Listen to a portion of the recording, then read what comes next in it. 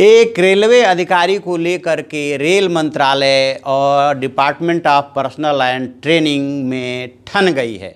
DOPT का जो प्रभारी मंत्री होता है वो पीएमओ का राज्य मंत्री हैं और इस तरह से एक अधिकारी को रेलवे मंत्रालय वापस मांग रहा है, लेकिन अभी उसे वापस नहीं किया गया है।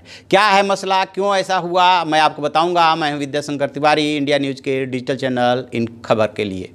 दरअसल IRPS यानी कि इंडियन रेलवे पर्सनल सर्विस का एक अधिकारी हैं संजीव कुमार, जो इस समय डीओपीटी में राज्य जो मंत्री हैं जितेंद्र सिंह, उनके वो OSD हैं।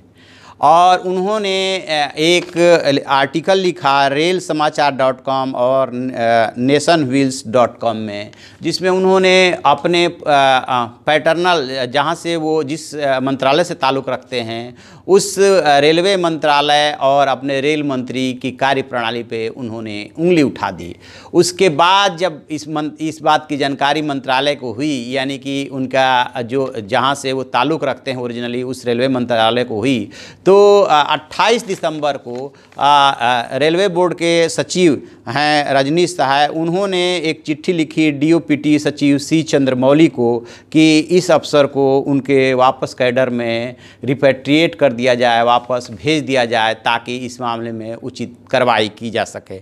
लेकिन अभी तक डीओपीटी ने उस पर कोई जवाब नहीं दिया है। तो ये है कि संजीव कुमार ने जो कुछ भी किया है उस चिट्ठी में पूरा डिटेल दिया गया है कि किस तरह से किस रूल का उन्होंने उल्लंघन किया है और किस तरह से वो डीओपीटी में काम कर रहे हैं, उन्हें उनकी ज़रूरत है। तो अब इस अफसर को लेकर के देखना ये है कि डीओपीटी क्या जवाब देता है और किस तरह से संजीव कुमार को वापस भेजा जाता है, या वहीं पे कार्रवाई की जाती है, या वो कार्रवाई से बच जाते हैं। ये देखने वाली बात होगी। बहरहाल एक अभी आपने देखा होगा कि हाल के दिनों में CBI के 2 अफसरों में ही ठन गई थी, वो मामला सुप्रीम कोर्ट तक पहुंचा था, और अब एक अफसर ने जो है अपने ही मंत्री और मंत्रालय के ऊपर उंगली उठा दिया है। तो अब देखते हैं इस मामले में क्या कार्रवाई होती है। तो आप ऐसी खबरों के लिए देखते रहिए हमारा डिजिटल चैनल इन खबर, उसे सब्सक्राइब कीजिए।